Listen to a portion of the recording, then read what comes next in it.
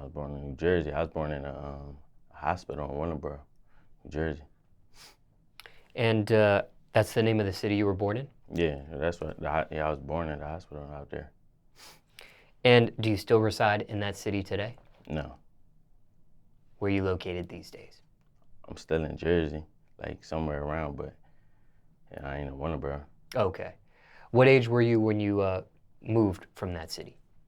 Shit, I done moved around maybe like 4 or 5 times as a youngin', so I know I was living in like up North Jersey, you feel me, like Newark per fanboy.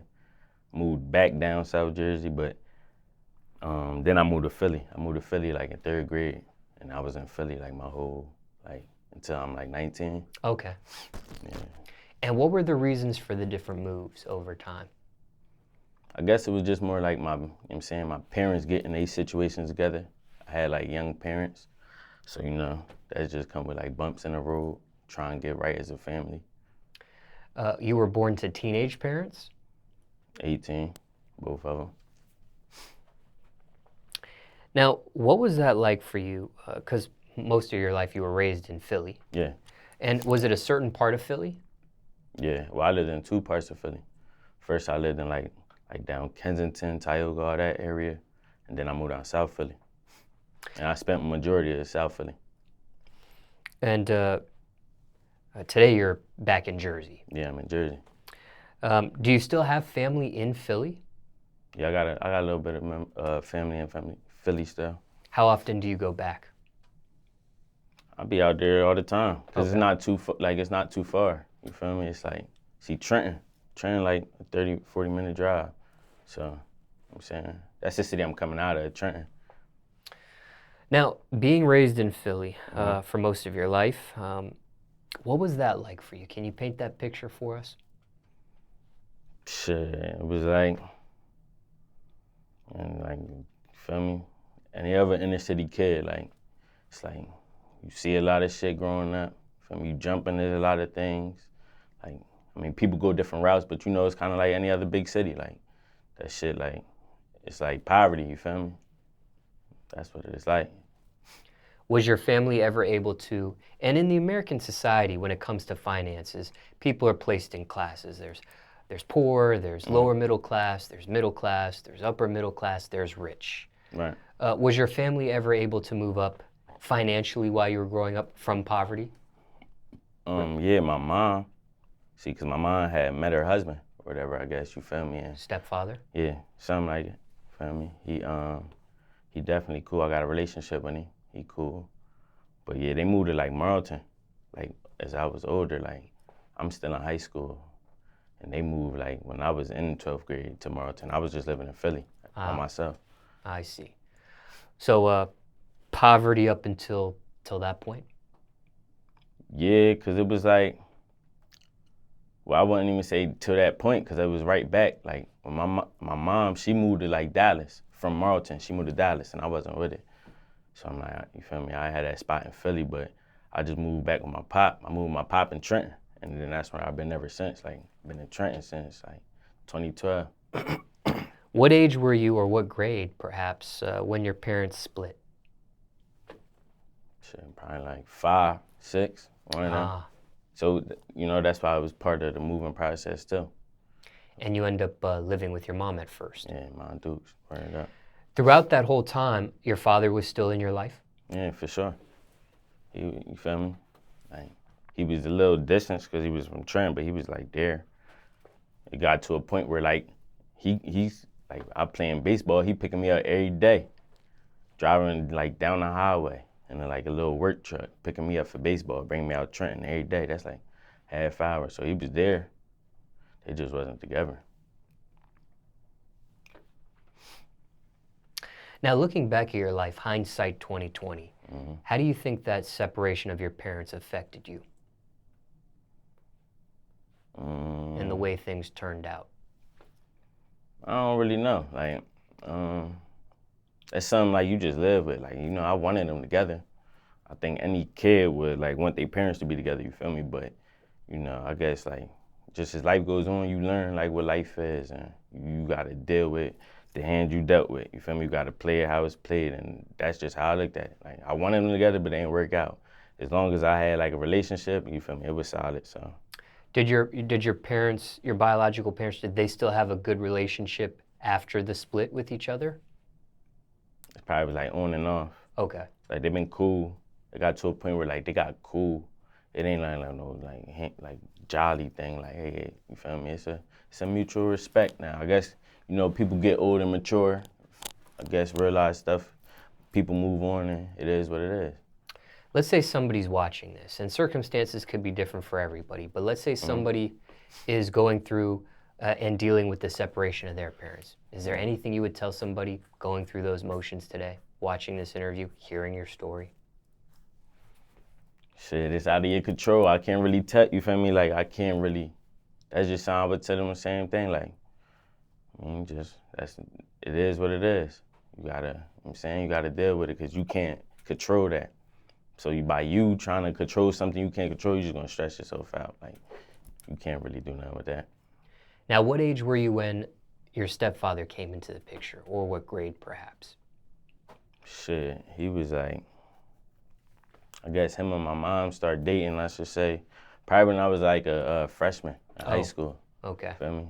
Somewhere around that age. I ain't even too sure. I think that's when it is, though. Like, as I can remember. And you do have a good relationship with him?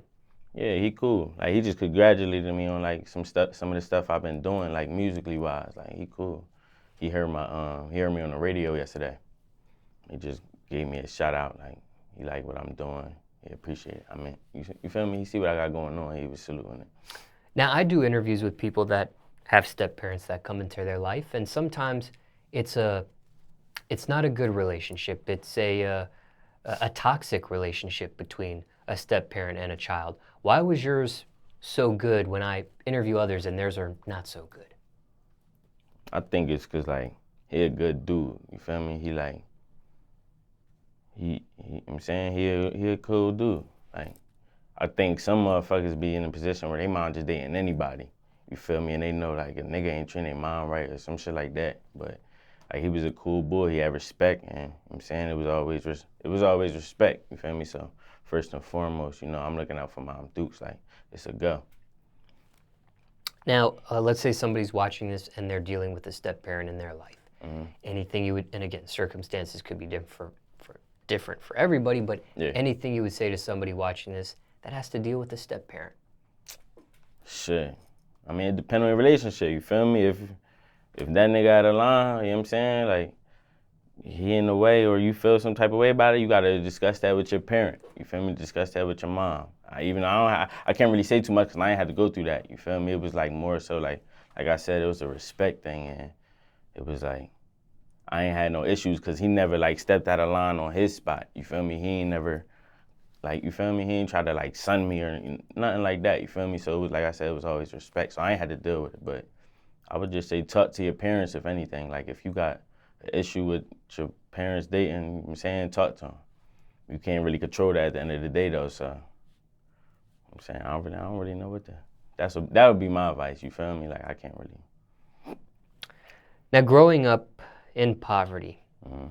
what was the biggest obstacle you faced money-wise during those times? At the bottom point of poverty. What was that like? Like as a kid or just like period? Period, as you were growing up and you had to deal in that environment. Shit, it be times where, you know what I'm saying, like, I ain't had no bread to eat, you feel me? I ain't had nowhere to stay. Like, it been times where it got rough for me. Like, it just to the point where, like, I really ain't had nothing, bro. Like, but, like, a hope or, like, a dream, you know what I'm saying? Like, I was stuck at points. You said didn't have a place to stay. You were homeless at one point? Yeah. How long? I mean, it wasn't really long, because I always had family, like, you know what I'm saying, like, that I could go sleep on a couch. Like, if you know what I'm saying, it been times when I was stuck, and you feel me, like, to the point where I didn't have a place to stay at night, or I was in a tight situation, you know what I'm saying, I'm living out my car, you know what I'm saying, like, that's homeless. Like, homeless is still, like, check to check. People who live check to check is damn near homeless, because, like, if they get fired and they don't get that check the next week, they homeless, because they ain't gonna be able to keep up with, you know what I'm saying, the rent and shit like that. So, like, homeless was really, like, not stable. Like living with your girl is like homeless. You feel me? Like doing that, like living with your parents, living with your friends, that's homeless. You know what I'm saying? So yeah, it's like I done been in all types of. You know what I'm saying? I done been at the bottom for real. How long did you have to live out of your car for? Shit, that was more so like it wasn't really too long, but bro, you know what I'm saying? When it'd be like times where I'll be scrambling. You know what I'm saying? Like it could be like a week or two. You feel me? Till I bounce back, get something going. Like, you know what I'm saying? But it's bro, you do it, you go through that shit, you ain't never gonna forget it. You feel me? What It did that? don't even gotta be like I ain't never been homeless to the point like, oh, he's a bum and that nigga just you see him every day on the corner. Like, nah, it didn't never get like that. You feel me? But it's just to the point, it was times where like, you know what I'm saying? I was stuck. That's what it was. I know sometimes people have pride, sometimes people have ego. Yeah. Would you ask for help from like family members, relatives, friends when you needed it, or were you too prideful to ask that? No, see, it would be times like immediate people, like my brother, my mom, like, you know what I'm saying? Certain people, like, you should, anybody should have some type of person they could go to. And I'm not saying you could have nobody to depend on. Like, you could go to somebody and they could be fucked up, but you can't be mad that they fucked up. You feel me?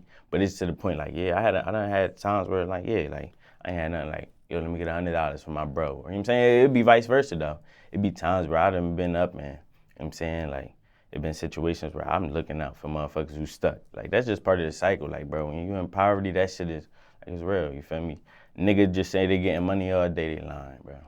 Like, not saying it don't be niggas that get money, but if you ain't been broke, you ain't started from the ground, bro, you ain't going, like, you know what I'm saying?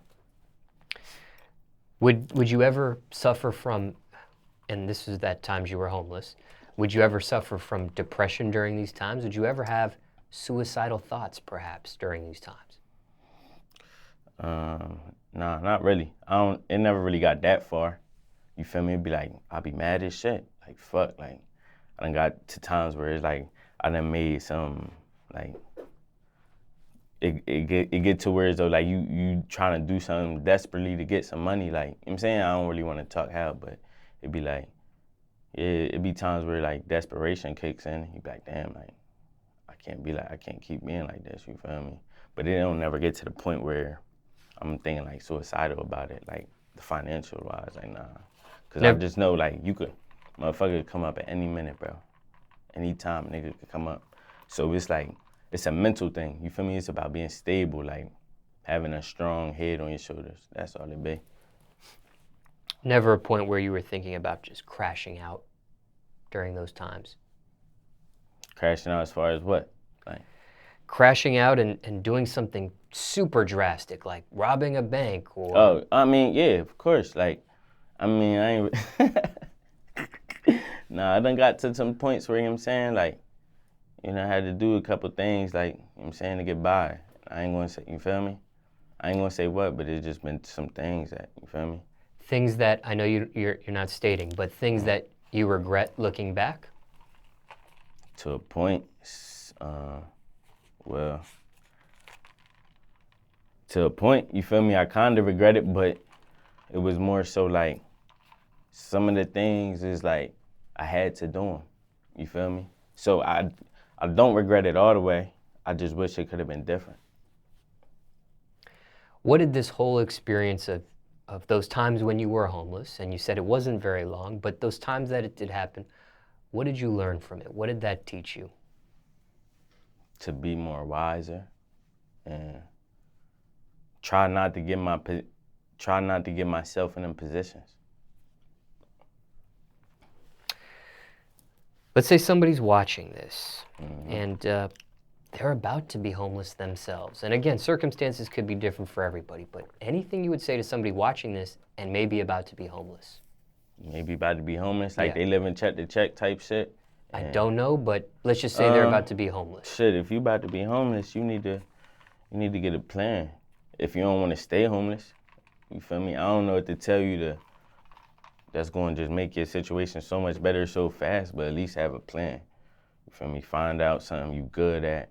Find something, you feel me? If you don't got a problem with getting a job, go get a job. Like, it depends what you want in life, bro. Did you try getting a job during those homeless times? Nah, but I done had jobs. Or nah, I probably was making some applications or some shit, like, you feel me? But I, nah, most of the time it was like I'm trying to get back on my feet on my own. Like, I ain't really like fuck with jobs like that. Like, I had jobs, but every job I had, it was like I quit. You know what I'm saying? It didn't last. Like, I wasn't fucking with it. Some sort of street activity, I imagine, to get through, to get by. Yeah, of course. And also, let's say somebody's watching this Mm-hmm. and they're already homeless. Yeah. Anything you would say to somebody watching this and now they're already homeless? They already homeless Yeah. and they watching this? Yeah. And Well, they're shit. listening to your story. Well, shit. If they watching this and they homeless, I guess they looking for some motivation, you feel me? Because I don't know what you watching this for if you homeless. You need to be on your shit. Like I said, you need to figure out your plan. If you watching this, your plan should be learning from Smallz eyes about how to do interviews. Or, you know what I'm saying? Like, get your plan together if you watching this. If you are homeless, just figure something out and stay motivated to get unhomeless. Like, you feel me? To get stable. Because you were homeless at a point in your life, how do you view other homeless people that you may just happen to see on the street? I look at them like, it kind of make me humble.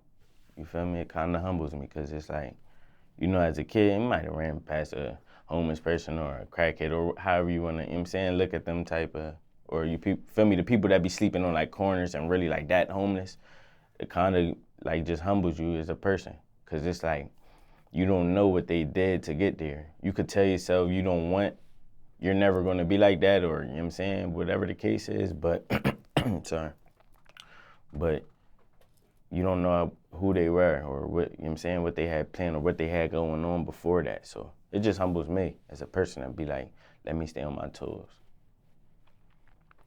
You have had jobs before. Yeah. Care to share the resume?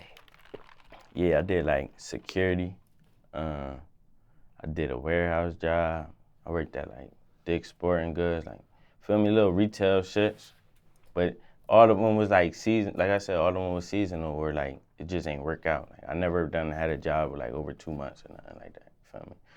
It was always like, I had one job I liked that was like selling TVs, you feel me? And I got fired from there on some nut shit. So I knew at that point, I'm like, this joint nutty.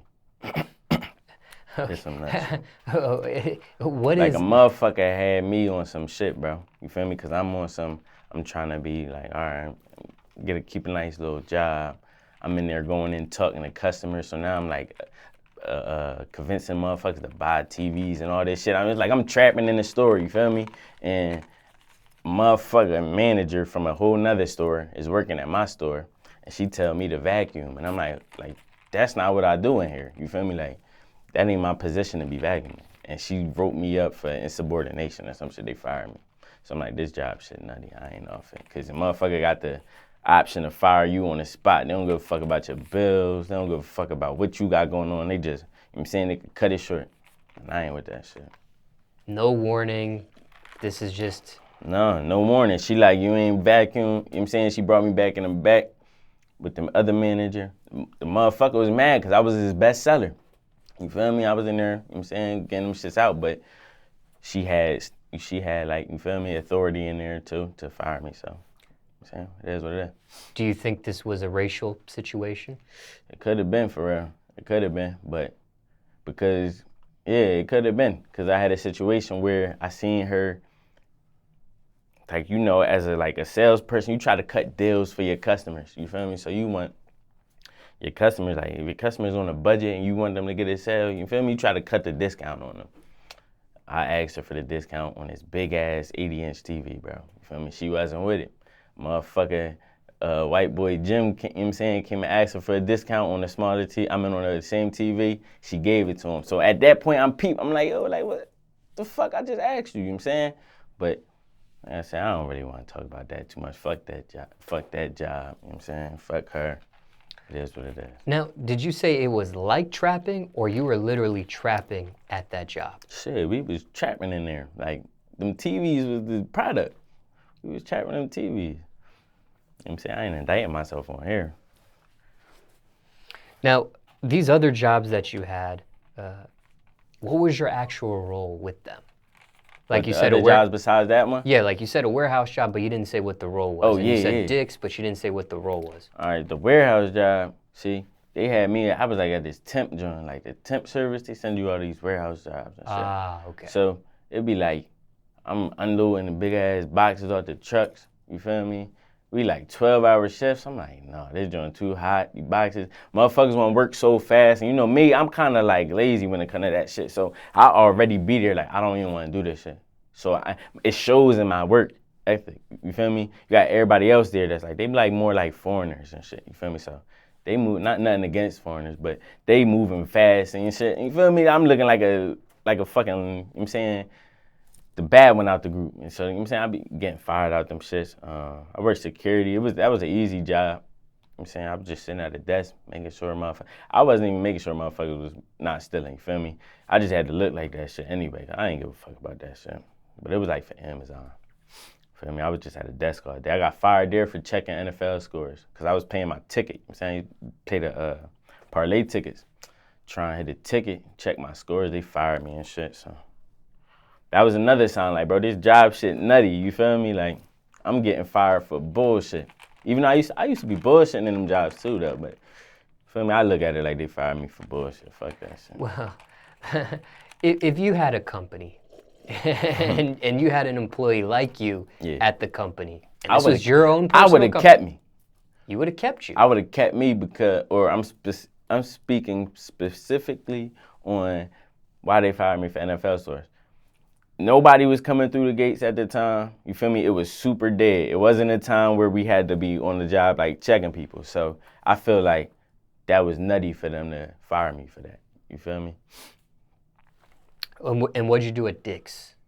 I was like the sneaker person. So whoever came needed some sneakers, I just grabbed their size or some shit. Okay. Were any of these jobs that you mentioned tough? Nah, that's the thing. I ain't had no tough job that like super hard working. Like I said, the warehouse probably was like the most like hard work I did, but it was nothing like an average person can do. It was just more so like I didn't like being somewhere on like on a time frame, like doing this, you know what I'm saying, doing shit like repetitious. Like, you feel me? I didn't like that shit. I just felt like anytime I was doing that shit, I was like really doing it for like the check, and I was doing something I didn't want to do for money. You feel me? So it was like, that's why I ain't fuck with it like that. Were any of these jobs dangerous? Shit. I don't know. Probably the warehouse shit, because it'd be machines in there too. You feel me? Motherfuckers on the machines cut their fingers or some shit like that. You feel me? But I don't know. That shit like that. Any crazy stories dealing with any of these jobs? Anything that happened out of the norm? Any of my jobs? Yeah. I mean, you said some crazy stuff already about how you got fired and this, that, and the third, but is there anything other than that that may have just happened that I can't believe this happened while I was on the clock? Nah, not that if so, you feel me? I can't think of one right now. If you could, would you ever consider owning any of the places that you worked at? Would you own a Dick's? Would you own a place that sells TVs? Shit, it depends. It depends how the business doing. Like, if it's a good company and it's a flip for my money, fuck yeah. Like I said, I gotta look into how the business doing, what type of ratings they got, how many people want it. Like I said, if it's a good flip, I own all them shits. On the business side, but I wouldn't want to work there like as an employee.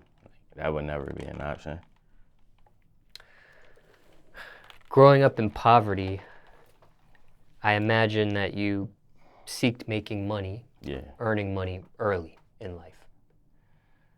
I went on some shit. I wouldn't even really say too early, because it'd be motherfuckers that like wanted it earlier than me, like 16, 15. At that point, bro, like my poverty was like fucked up, but I didn't have it it wasn't the worst. You feel me? Like, my mom went to work and she came home she made sure we was clothed and shit like that. So I wasn't really never wanting for shit like heavy, but it may have been like I want some Jordans that I can't get. you feel me? Like that shit, but it wasn't, I never went out with like no shoes or, you know what I'm saying? So it wasn't like that until probably I was like 18, 19 when I moved out on my own and, you know what I'm saying, I started really needing to fend for myself and shit like that.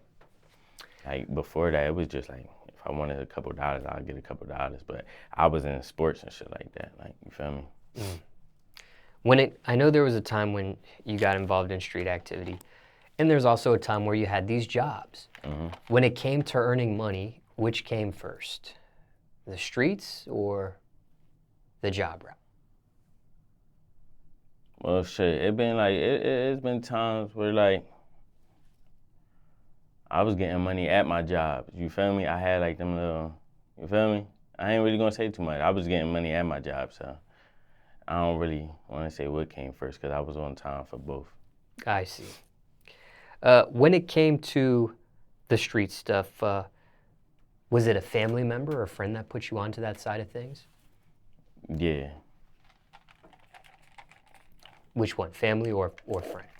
Family. Family. Yeah. Now,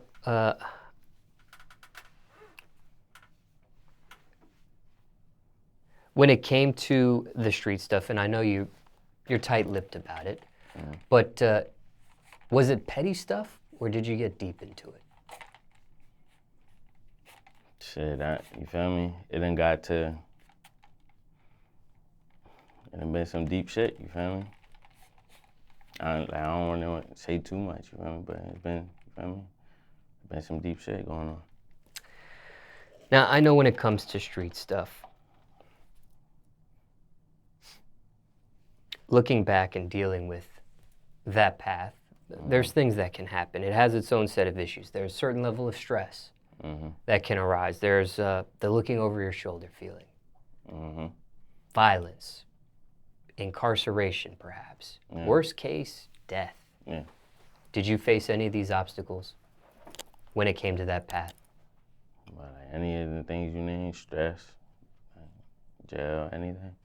Well, yeah, you just, you know, you go through a lot of that shit, you feel me? Like I said, you go with being broke, that be one of the, you know what I'm saying, when you broke, you can't really think of too much, like positive shit, you feel me? Cause I mean, you should like, that's the shit that gets you out of it, but if like, you don't be wanting to hear that positive shit when you broke, you know what I'm saying? You don't be wanting to, that should be sounding like, man, fuck all that shit, you feel me? That's what happens when you become desperate and you need a play to get back or some shit, you feel me? You be like, fuck all that shit. But you know, stress come with, it'd be a lot of stress with the streets. It'd be like, stress with mad different shit. Motherfuckers be going to jail, shit like that, you feel me? Like, yeah. You've been incarcerated yourself? Yeah, I've been locked up. I never really like did no bid because I ain't really get cases like that, you feel me? Like, I always had a case where I bonded out and, you feel me, get probation or some shit. But I ain't never get booked myself or nothing like major, no. What about death? Ever had a near-death experience? Shit, yeah, hell yeah. It be lit, man, you feel me? It been a couple times. Maybe like a car crash, you feel me? Almost got hit from a bullet, you know what I'm saying? Like just shit like that. Which one was the closest to death? Was it the bullet situation or was it the car crash? Wait, on some shit, I ain't even mean it. I meant to say getting hit by a car, you feel me? And not saying I got hit by a car, but I'm telling you, I was this might be, cause, you know what I'm saying, the bullets was close too, but this might be like bro, I had to be like 12, you feel me? I'm coming down, that's when I lived out Philly. I'm coming down a ramp on a scooter. I had like one of them Razor scooters, you know, back in the day, that was the shit when you was a youngin'. So I'm coming down the hill and it's like a ramp and like, you know what I'm saying? It's a one-way street. You know, Philly got mad one-way street, so it's a one-way street and it's a motherfucking pickup truck. This pussy flying, like throwing 100 down like a 30, you know what I'm saying? I'm coming down the ramp and, you know what I'm saying, like, bro, I don't know how the nigga missed me or like how I stopped because like he missed me. Like I felt that nigga so, like you know what I'm saying, the car was so close to my face that, bro, like if it was like a fucking 0.3 of a second, you know what I'm saying, I'd have been tore up, bro. I'd have fucking around and been dead or like paralyzed or some shit, cause yeah, I'd have been tore up. You feel me? But that was a near-death experience that had nothing to do with the street side of things. That was more just... Oh yeah, that was just in general. Like, that was just in general. Yeah, that was just in general. Yeah. But the bullet situation, That was a street related. Yeah, yeah. When you face something such as that, right? Does that stop you from the street side of things? An experience like that, a near-death experience where you almost get shot? Nah, but it's like I said, you can't really control that, because even like this situation, it wasn't like that wasn't even really for me. Like, you feel me? It's just like you could be at the wrong place at the wrong time. You feel me? And it's like you gotta move smart. You know what I'm saying? You gotta move smart and just be aware of shit and shit like that. You feel me? But you could get yourself out of shit by like not putting yourself in certain situations as much. That'll like decrease the chance of shit happening, but you can't, like I said, you can't control that shit regardless. You know what I'm saying? So I just look at shit like, you know what I'm saying, shit that need to be dead, you gotta do it. You know what I'm saying? When it came to the incarcerations that you did face, was it stuff as a juvenile or stuff you faced as an adult? Yeah, nah, I had some juvenile shit, and I only had like one shit as an adult, for real, for real. The adult, you were able to, that was a probation situation, or you were able to Yeah. beat those charges? Nah, it was a probation. I had to do a probation for that. Care to share what that was exactly? It was just like a traffic stop, you know what I'm saying? A cop found some drugs and shit like that. But it wasn't too much of drugs, so, you know what I'm saying? What drug was it? It was some hard and it was some weed. Now, these type of things, death, violence, incarceration, things of that nature. Yeah. Did you know this stuff from the jump when you got into it?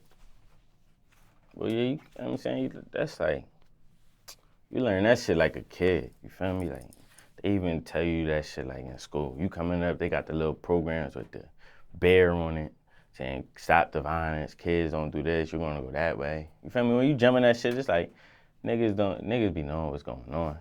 You feel me? Like, so it's to the point where it ain't something like you come in just blind, unless you just doing anything or you ain't been around, or like, you know what I'm saying? You know, like, when you doing shit, that is consequences with everything. Did you have an exit strategy when it came to the street activity? As far as, nah, like, my exit strategy is, you know what I'm saying, like, the music, you feel me? That's my exit strategy, because I feel like, I mean, I ain't, like I said, I'm still around, so we like, we in a position, we trying to, you know what I'm saying, we trying to get to a good professional level of this music, you know what I'm saying? How young did music start for you?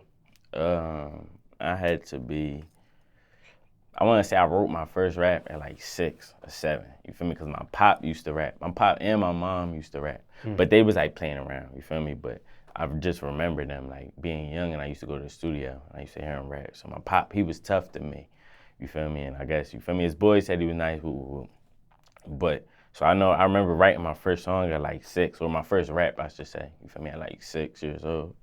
And then I always had like a passion, or, you know what I'm saying, like a love for music. But I ain't never started taking it serious like until, I want to say, well, real serious, like on a professional level, like 2 years ago, you feel me, this year type shit.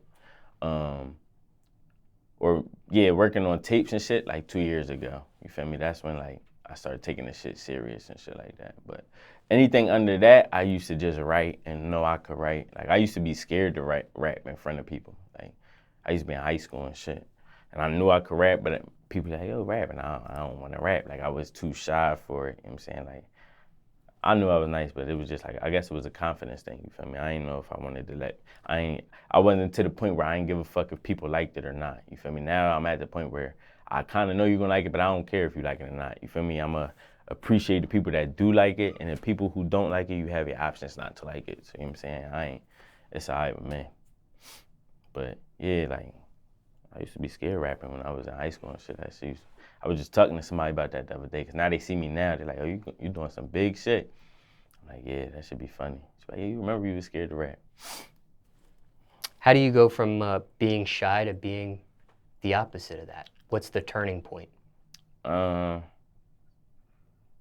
know, it's to a point where like you gotta know like, all right, like I said, I'm trying to make this like professional. You feel me? So by that meaning, like, yeah, it's my passion, but like I had to start taking it more as a job. Like, even though like, you know what I'm saying, I still try to have more as much fun as possible with it. You feel me? And not make it like a job, but it is like a job because I'm doing it for business. You feel me? So when it's business, it's a certain way shit got to be handled in. You know what I'm saying? Like, it's a certain procedure you got to go with. So I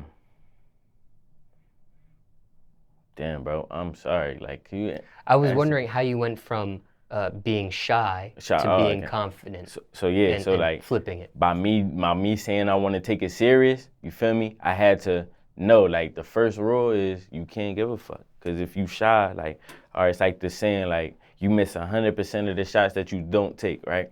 So I knew like, shit, I don't want to be the nigga that be like, you know what I could live with? I could live with like me trying and failing. You feel me? Versus like not doing that shit and never knowing. You feel me? Cause like that would have probably killed me more than if all this shit fell. You feel me? That probably would have hurt more cause I knew I had a talent and I'm like, damn, it would have went to waste. So like that was the point where it went from like saying fuck that shot shit, just, you know what I'm saying, do you like, and then see what it's hitting for. That's the only way you gonna know what's going on.